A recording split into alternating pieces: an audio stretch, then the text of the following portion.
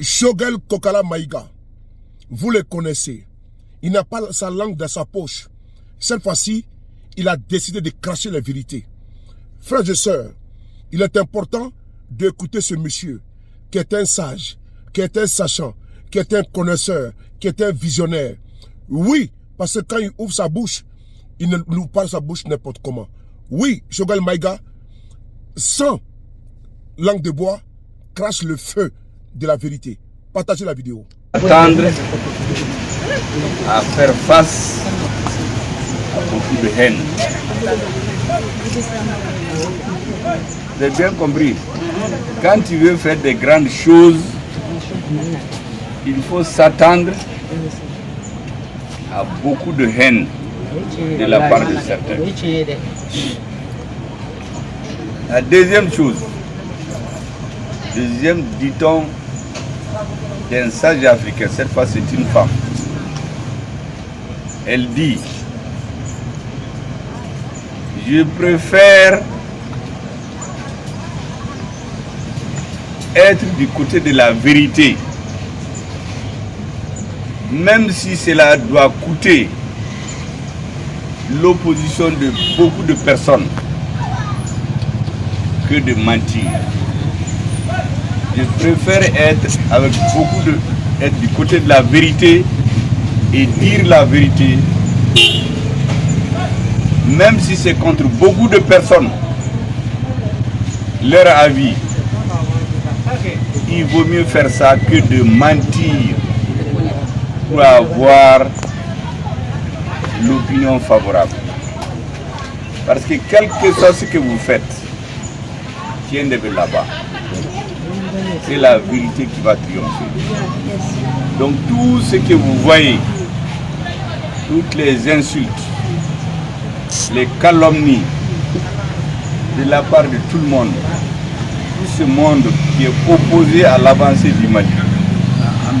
Personnellement, je prends ça avec beaucoup de philosophie.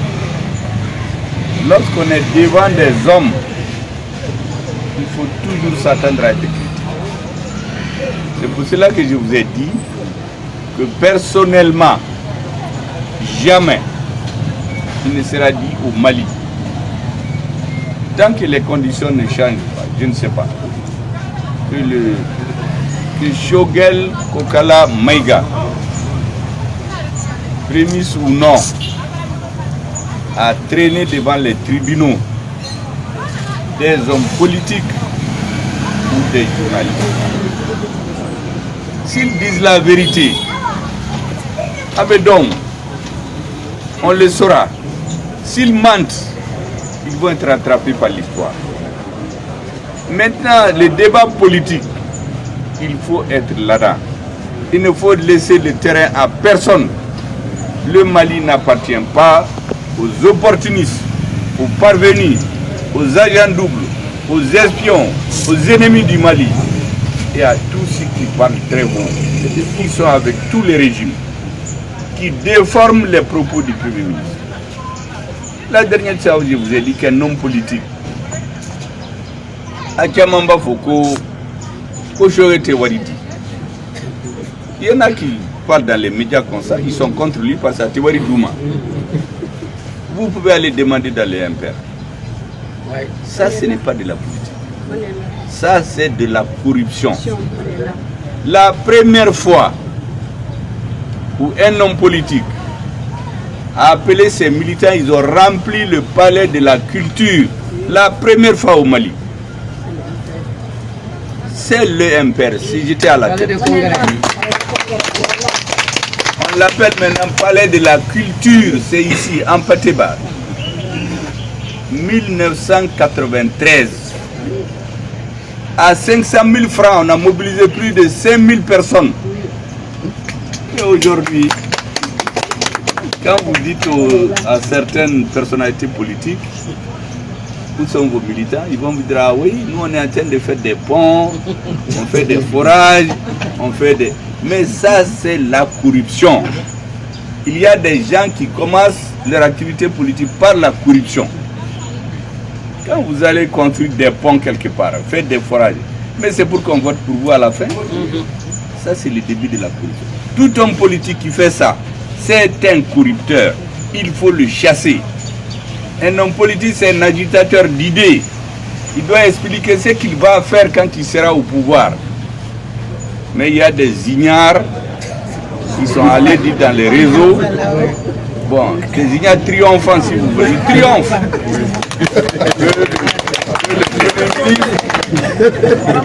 Il est parti parler du président. Mais le président et le premier ministre, ce qu'ils font, c'est au nom de l'État. Le président est déjà président.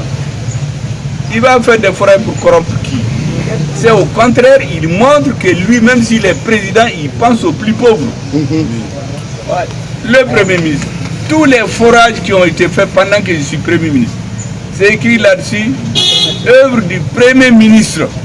C'est pas mon nom. Ça veut dire que si je ne suis pas là demain, le nouveau premier ministre va continuer.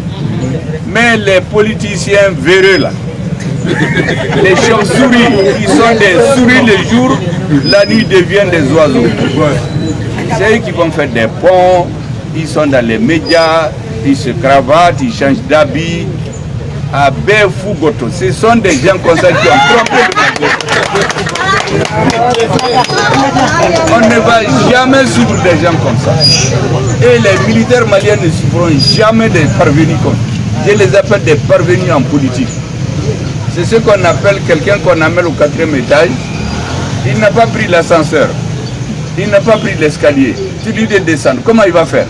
Il va sauter, se casser les pieds. Mais c'est ce que certains ont fait. Ils vont se tuer ou bien tuer des Maliens. Certains l'ont fait ici, ils ont tué des Maliens. Après, ils viennent dire dans les médias, si c'était à refaire, je vais refaire. Mais si lui il était mort, qui va parler? C'est bien de parler comme ça quand ton action mène à la mort d'autres personnes. Ou quand le Mali était en train de sombrer, qu'est-ce que certains disaient? Rien. On dit que quand il y a un problème, celui qui se tait et regarde et ne participe pas à la solution, ça veut dire qu'il fait partie du problème. Donc tout ce monde-là qui est en train de crier, j'allais dire de piailler comme des oiseaux, ils étaient là, on ne les a pas entendus quand les soldats mouraient. Mais notre position est très claire. Depuis 2017, vous pouvez demander à tous les ministres, j'ai dit devant tout le monde qu'on est en train de vendre le Mali, qu'on est en train de trahir le Mali, que je ne veux plus rester dans l'équipe. Vous pouvez demander aux militants du MPR, j'ai été leur dire que je ne peux plus travailler avec cette équipe-là. Un ancien m'a dit, il ne faut pas te presser, ils vont te sortir eux-mêmes. C'était fait un samedi. Le mercredi suivant, on n'a pas fait de conseil des ministres. Le mercredi d'après, je suis sorti. C'est depuis 2017. Et quand je suis sorti, je suis sorti du gouvernement le 7 juillet 2016. C'est depuis ce moment. 2016, je m'excuse. Et quand je suis sorti, qu'est-ce que j'ai dit dans mon parti? Qu'est-ce que j'ai dit aux Maliens? J'ai dit que j'étais dans le gouvernement de Ibeka. Peut-être que c'est moi qui me trompe. Donc je ne vais jamais le critiquer jusqu'à la fin du mandat. C'est ça.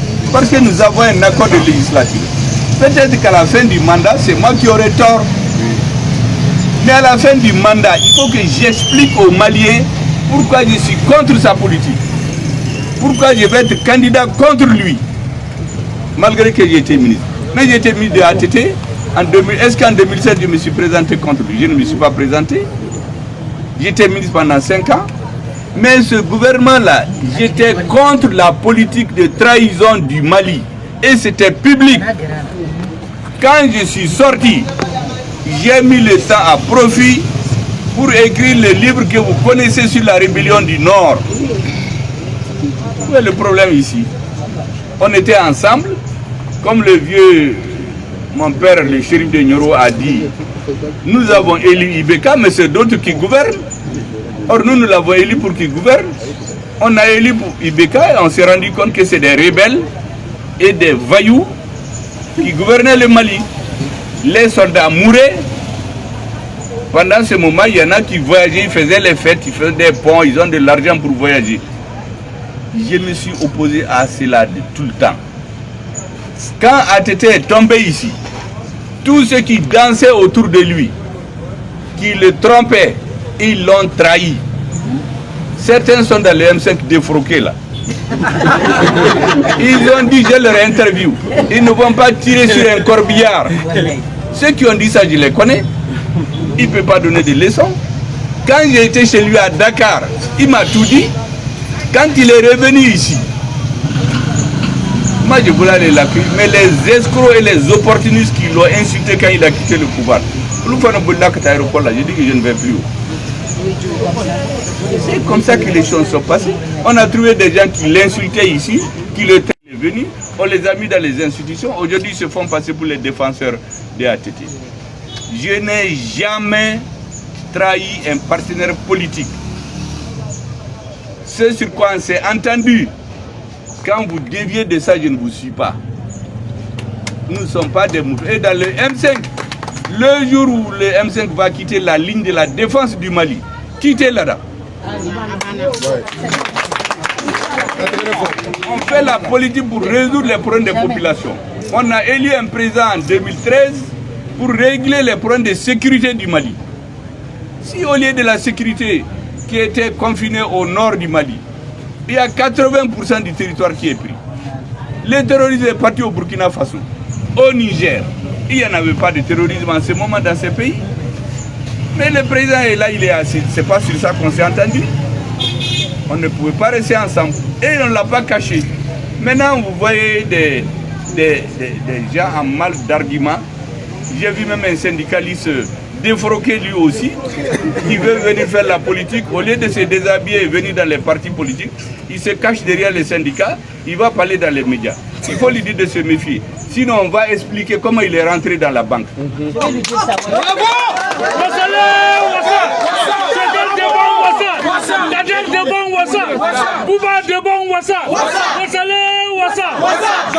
Tous les cadres que vous voyez là, qui font du bruit, il n'y a pas un d'entre eux.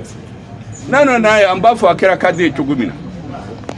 Mais on ne peut pas rentrer dans les banques il y a quelques années, dans les conditions que les Maliens savent, et venir faire les donneurs de leçons aux Maliens.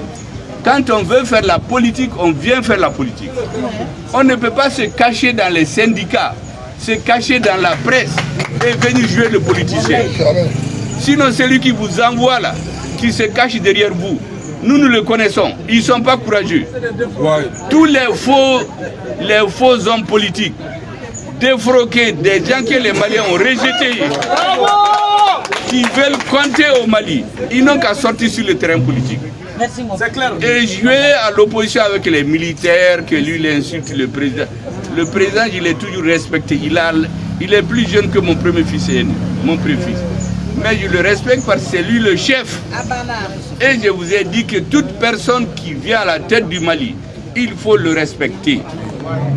Jusqu'au jour où vous avez la conviction qu'il ne travaille pas pour le Mali.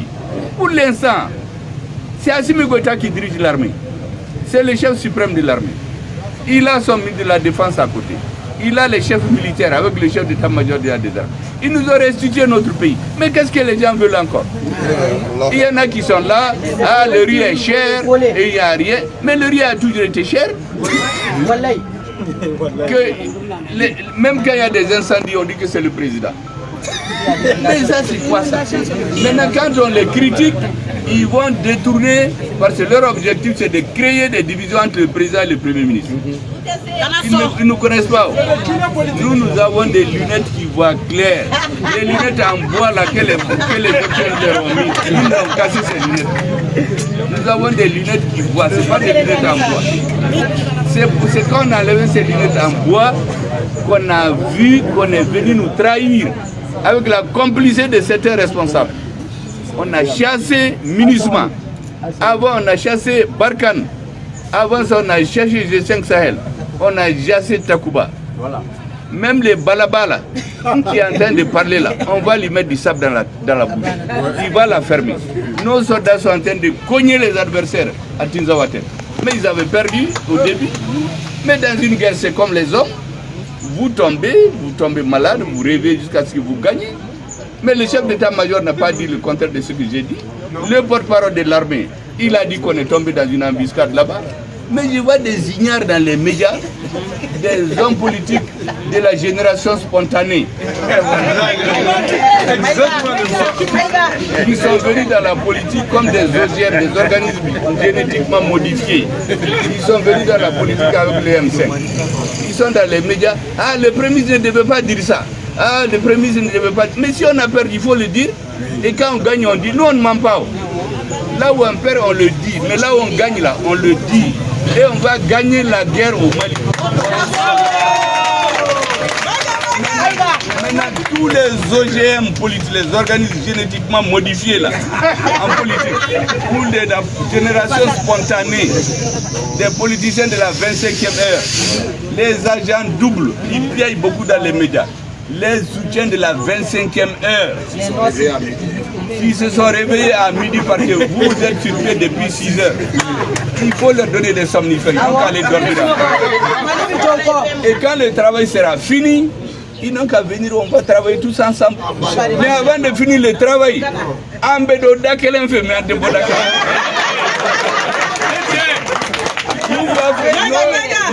le prémisse clivant là, on va continuer à cliver. Nous n'allons pas rentrer dans les mêmes chemins que des voleurs, que des gens qui ont détruit le Mali, des gens qui combinent avec l'étranger. Même récemment, il y a un pays qui a rompu les relations diplomatiques avec le Mali. Mais j'ai regardé le ministre des Affaires étrangères, qu'est-ce qu'il déclare? Il dit qu'ils vont partir, mais ils vont garder des relations. Ça veut dire qu'ils vont être des espions. Nous allons fracasser les têtes de ces espions. Ils ne vont pas déstabiliser le Mali. Or, c'est ça sur quoi qu'ils comptent.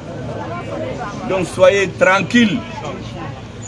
Tant que nous sommes sur le chemin de la vérité, personne ne nous détournera. Merci. Retenez quelque chose. Ne pas mentir. Respecter le président. Être patriote. Tout le reste là, c'est les débats. Laisser ces défroqués, ces OGM, ces manipulateurs, ces agents doubles. Tout ce monde là. Vous venez à voir. Après, M. Bekoumade, il parle trop. On va parler parce que ça les gêne. Nous allons mettre du climat dans leur bouche.